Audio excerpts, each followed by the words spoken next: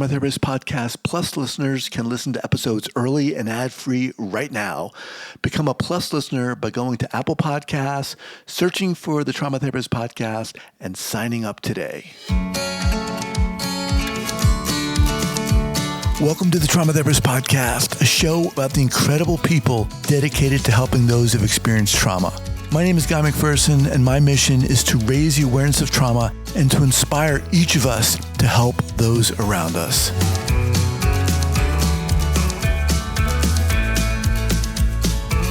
Okay, all right, here we go. So 5, 4, 3, 2, and 1. All right, folks, welcome back to the podcast. Thrilled to have back one of my favorite guests, Shari Botwin. Shari, welcome back. Oh, thank you so much for having me. You're welcome. So look, Shari has been counseling survivors in recovery from all types of traumas in her Cherry Hill, New Jersey private practice for over 28 years. Her second book, Thriving After Trauma, Stories of Living and Healing, deals with overcoming trauma, including physical and sexual abuse, war-related injury, loss due to tragedy or illness, and natural disaster. Her third book, due out in a few days, it's titled Stolen Childhoods. She's been chosen by Tantor Media to narrate the audiobook, which comes out on June 11th. Is that right? June 11th? Okay. That is right. She's a regular guest trauma expert on the Law and Crime and Network. Additionally, she served as an expert witness in high-profile cases of sexual assault and childhood abuse. Welcome back. Thank you. And thank you for having me back. Of course. You know, you're so friggin' inspiring. I mean, Jesus, writing these books, and even more than that, Shari, it's just you bring this genuineness and advocacy and a clear compassion for this work. And it's something that, like, yes, I want you on my podcast. So thank you. Thank you. I appreciate that. So, you know, before we hit record here, you said this book has been really hard. Mm-hmm. Talk about that. Oh my goodness. So this time last year, I was writing the book. And so I had like 4 months to write the book. I think I started February 1st and finished on June 30th. As I'm writing, exactly. What? I know. But as I'm writing the book, I'm thinking, oh my goodness, this is so hard. I remember as I wrote the book, every like 2 to 3 pages, I had to get up, do something, distract. Sometimes I would write like a couple paragraphs and then I would start texting my friends and saying, I don't know what I was thinking. And I don't want the listeners to think it's that hard to read, because I don't actually think it is. Now that I did the recording of the book and listened to the book, I understand why it was so hard for me to write the book. But once I start listening to it, I think, oh, okay, well, I understand why this was so hard to write, but I'm so glad that I wrote this book. Well, when you say hard to write, what do you mean? I mean, because that could go many different ways. Yeah. So what do I mean? So in this book, I was very open about what happened to me. I remember when you had me on your show after Thriving After Trauma came out, you asked me about, that I had left the perpetrator out. I had talked about being a survivor, but I didn't say who abused me. I didn't really say where the abuse happened. In this book, I decided I'm going to say the whole truth. I'm not going to hold back. And as I wrote it, it was hard. But then after, I would think, oh, this is like the part of me that feels like I shouldn't be speaking. Look what I'm doing to people in my family. My dad died. He's now been gone 23 years. So the last day I was in the recording studio was April 12th, 2024. He died April 12th, 2001. Oh, wow. And I remember saying to myself, he's been gone for 23 years. And what I did in this book is I said what happened to me. You asked me last time, why didn't I want to talk about who the abuser was? And I remember saying, I wasn't ready. And what I meant by that was at that time, I was ready to talk about being a survivor. Mm-hmm. I had been talking about that for about 6 years, but the idea of I think this was more about me, but the idea of putting it on paper and having to see it and hear it there's always a layer of me, and I think a lot of survivors that want to think maybe it didn't happen or maybe I was wrong. Mm. After writing the book and then reading it in the recording studio, there's no way. I mean, because as I sat in the studio, I sat in my body and I remember thinking, you know exactly what happened to you. And you know, based on what you're feeling in your body as you're reading the book. I know that when I was writing the book, the part of me that gets up and down, a lot of times what we do is we do whatever we can to avoid our feelings. It's very common with people I work with. So I was like, yeah, you're just like all the other people that you see. And there are things that I still notice about myself. So to be able to sit in a studio and read page after page and not have to be like, I need a break, got to get up. There was none of that. So I think that it's really very healing and important. And I think we all, as survivors, do things when we're ready in the way that works best for us. I must have known before I started writing this book that I was ready. And then I think it just sort of happened from there. So the book is titled Stolen Childhoods, Thriving After Abuse. Why did you write it? Why did you want to write it? And I guess with a book like this, it almost feels like something you need to do. But share with us. So when I wrote Thriving After Trauma, there was conversation about, is this book going to be specifically for survivors of abuse, or is this book going to be about all forms of trauma? And at that time, the publisher and I think myself, we both felt it was important to put a book out there that addressed multiple kinds of traumas. You know, I work a lot with combat survivors, people who've been through gun violence, natural disasters. When I thought of the title of this book, and then I started thinking, well, this book is obviously going to be for adults who were survivors of childhood abuse. The thought that I had, and I had a conversation with my publisher about this as well, I don't think that 10 years ago, this type of book would have been received very well, because I think even though people, especially after #MeToo, people are more open about sexual assault and childhood abuse, I feel like over the last few years, there's been even more attention. Now we're starting to have hearings and trials for enablers, for people who were participating in the abuse. There's all these different cases, R. Kelly, all these different cases that really are more geared towards people who are assaulted in their childhood or teens. And to me, when you're a teenager, you're still a child. And to be able to write a book specifically for adults who've lived through any type of childhood abuse, it seems like a narrow topic, but there's so much information. There's so many themes that come with being an adult who survived childhood abuse. It's a different type of experience than somebody who was 25 and assaulted and never had a history of abuse. Right. So to be able to really dive into some of the themes around being a survivor, and I felt it was really important to talk about how can we be parents? How can we be partners? How can we be successful in our lives as adults when these crazy making experiences left us feeling so bad about ourselves and so ashamed of ourselves? I really wanted to write a book to help people understand that you can move through those feelings. You can heal from those feelings. You can feel differently about those feelings as you're an adult longer and longer. And you look back and think, well, now that I'm, 50 something years old, now that I'm a parent, now that I have a husband or a wife, or I can really see this really wasn't my fault. And I'm not damaged. And I may not feel like a normal person. I'm normal, just like you and everybody else. But what's not normal is what happened to me. To be able to actually really talk about that in the book and offer strategies for the reader. There were so many things that I struggled with when I was in therapy, and I would not wish that upon anybody, to have to go through the hell I went through in my recovery.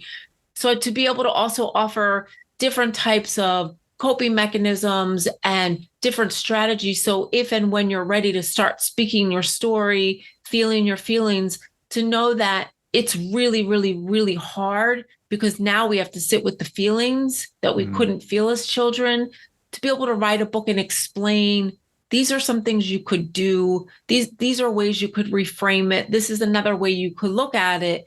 It just feels so appropriate and healing, especially for me at this time of my life. I'm now a parent to a just turned 13-year-old. So he's still a child, but when I think of stolen childhoods, I think of like 7-year-olds, 5-year-olds, 10-year-olds. So to be able to look back on my experience as a parent for 13 years, and also I share many stories of other people I work with, and to watch how people heal and evolve as they move into different roles in their adulthood, I just feel like it was so important. And I'm so glad I wrote the book. So glad I didn't quit and take the paper and the laptop and throw it out the window, because I did a couple times say to my friends, I'm not doing this. And my one friend, Sandy, will say, but Shari, are you having fun? Because you always should have fun when you're doing your work. And I'm like, Sam, this is so not fun. But then I was like, no, I'm actually having fun, because after I was able to write another part of a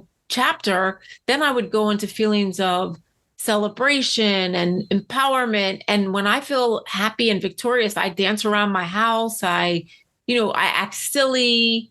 I have fun. I crack myself up probably 20 times an hour. So I was thinking, well, it's a good question that she's asking. And yeah, I actually, when I wasn't in agonizing pain and thinking I can't do this, I had a great time. I first of all, I mean, Shari, you have so much courage. I mean, I can't imagine going through what you've gone through. I did not go through that. And, it's easy for me to sit here and talk to you, but I can't imagine that. And to go through that is just unfathomable. To write a book about it again. I mean, Jesus, you talked about when you were going through your own therapy, it was, I think, what word did you use? Awful or it was agonizing. Agonizing. What about it was agonizing? Because I think once I started remembering stuff and telling my therapist different things that happened to me, I got hit with so many feelings. I got hit with the shame, the pain, oh my gosh, I can't act like it didn't happen. It felt more real.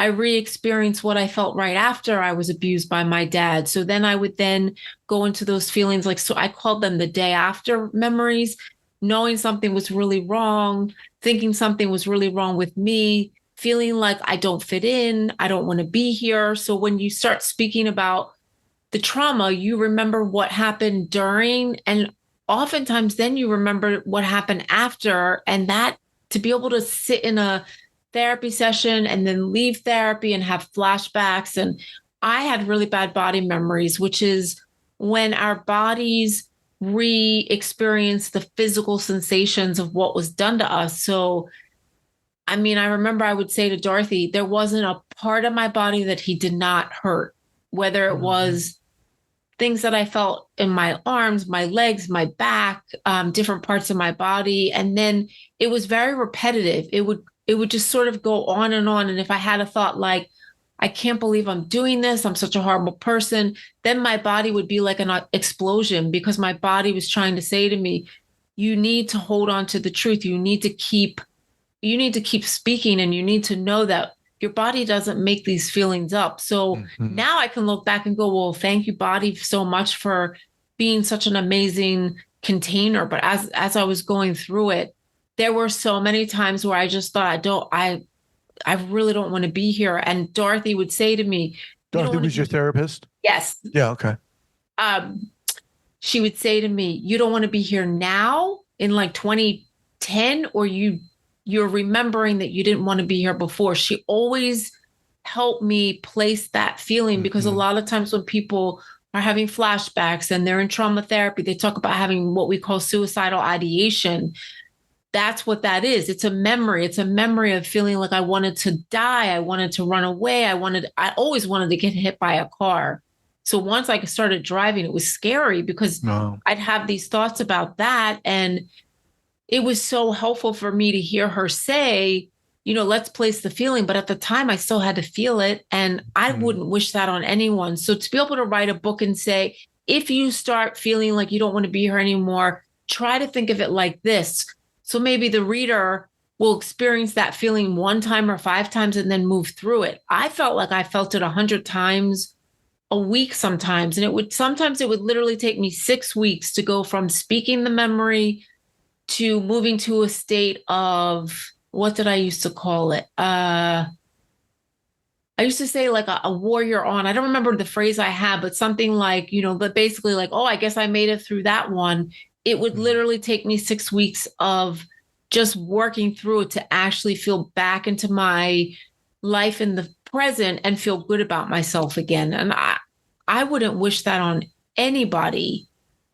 This book sounds like it would be almost invaluable for people who are listening, who, I mean, it just sounds like you're bringing so much, again, courage to what you've gone through. And it sounds like it would be an invaluable guide for people who maybe haven't even yet found a therapist.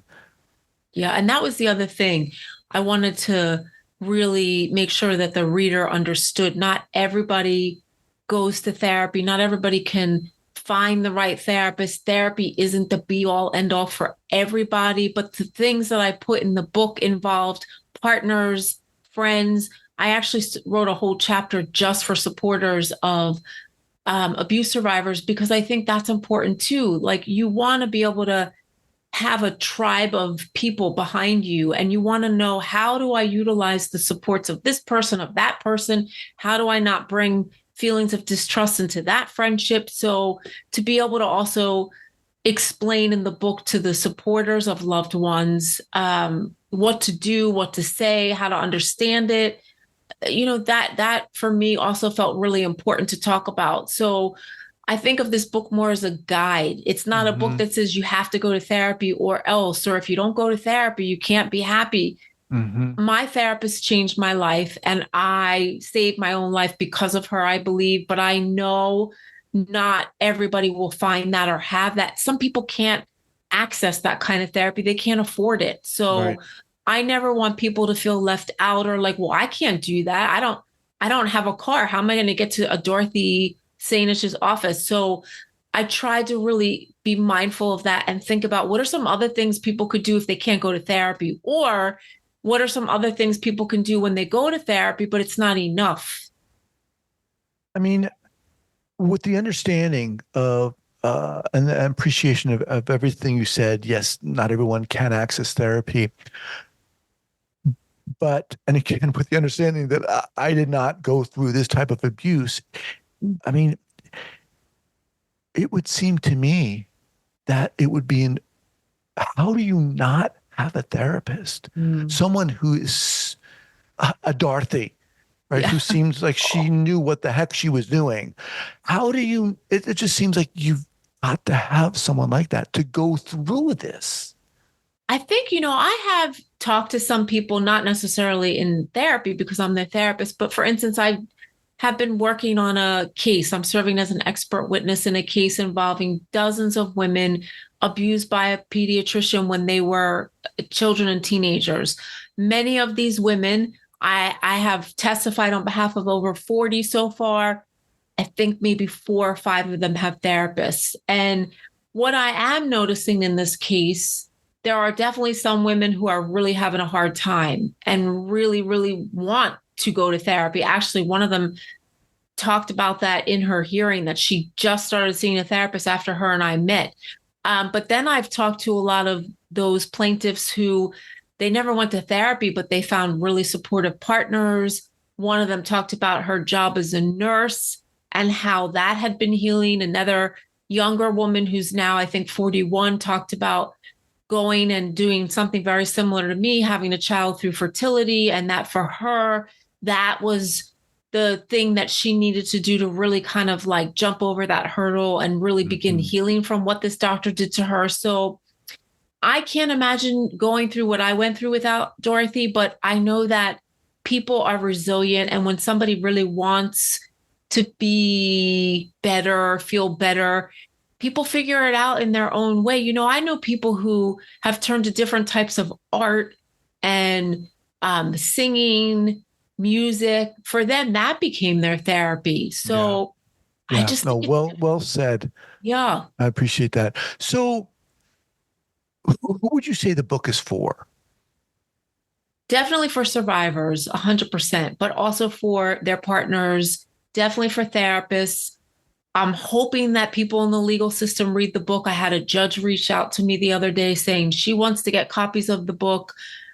Anybody who really wants to understand more what it's like to have their childhood stolen in the form of abuse and to be able to really understand what it means to be trauma informed and to understand the process of recovery and healing. So, really, anybody that is in the company of somebody who has that type of history, teachers for sure, because again, Hmm. teachers have students in their class every year that either were abused, are being abused now.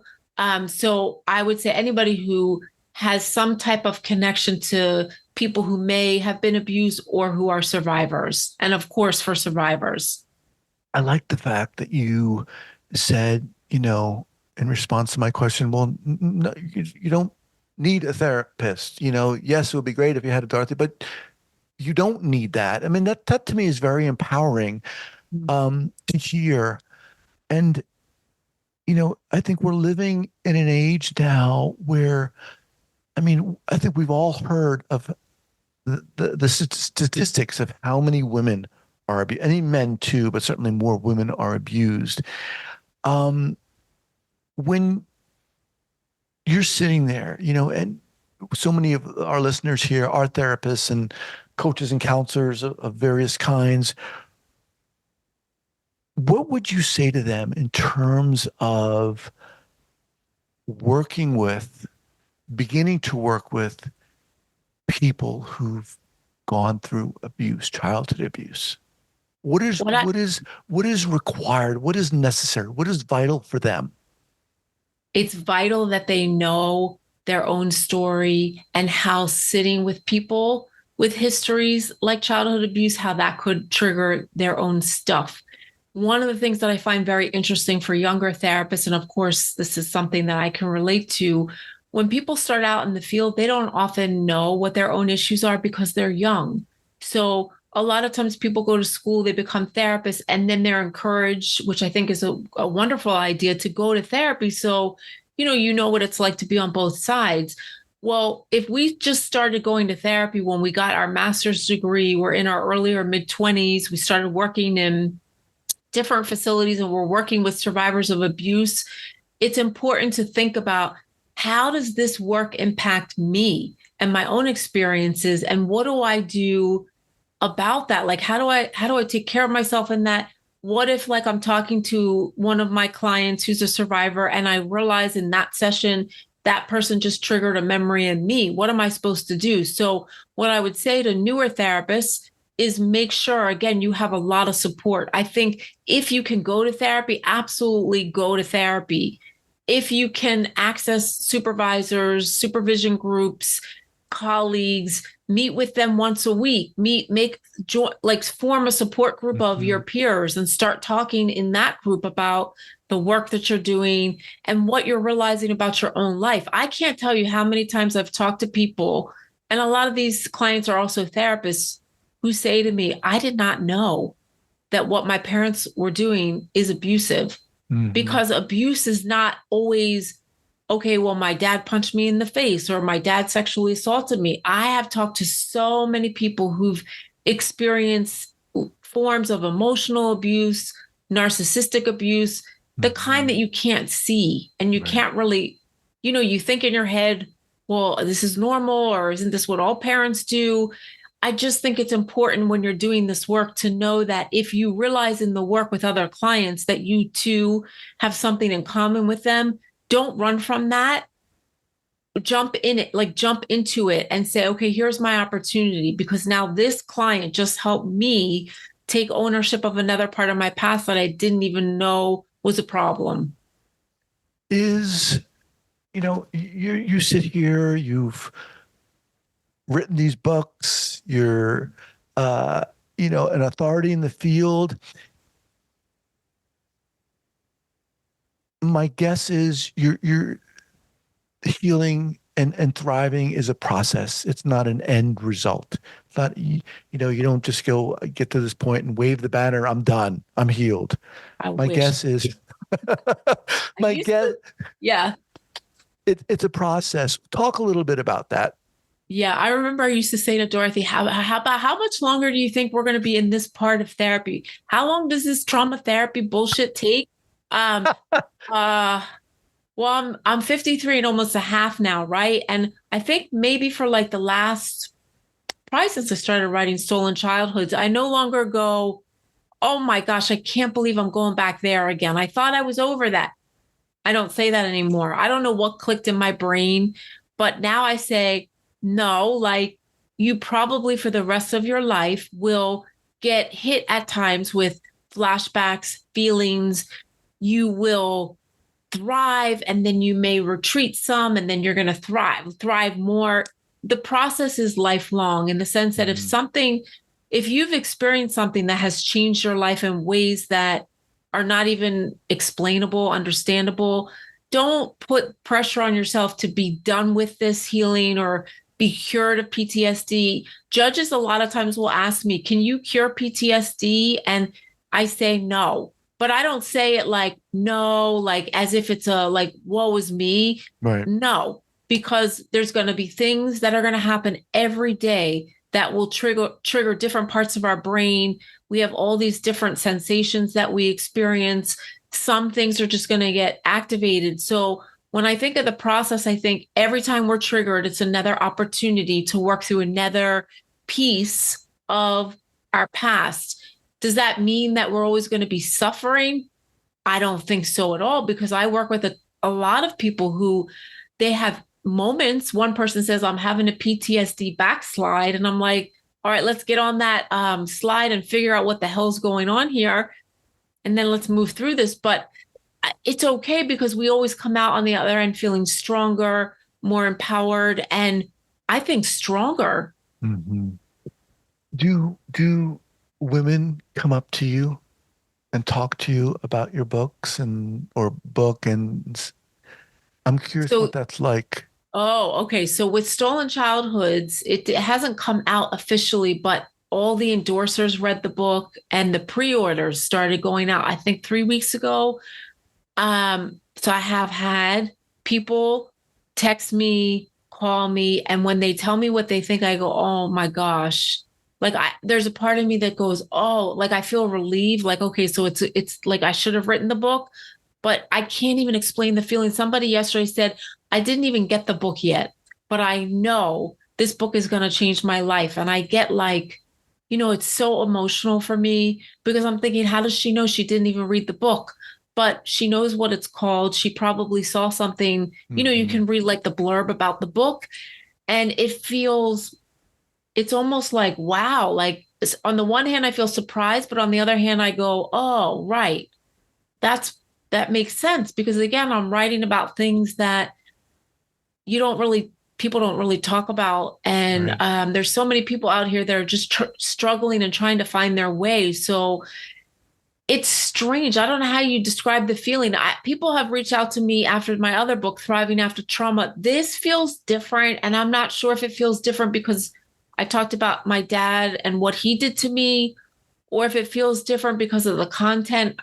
I guess I'm not really sure yet because the book is still sort of like we're about to launch. So maybe if you ask me that question 6 months from now, I probably would be able to answer it a little bit more clearly. I mean, I'm scared shitless. That's what I told my friends last week. Like, anybody want to be me for like the next week and a half? But I don't feel as scared today as I did a couple weeks ago because I'm starting to go, oh, I think I know how this is going to go, and I think this is going to be good. The book is Stolen Childhoods, Thriving After Abuse. Shari, awesome. Thank you so much for your courage and your presence and your honesty and your genuineness. I love it. Thank you so much. Thank you. We'll be in touch. Thank you. All right. Take care. Bye-bye. Bye.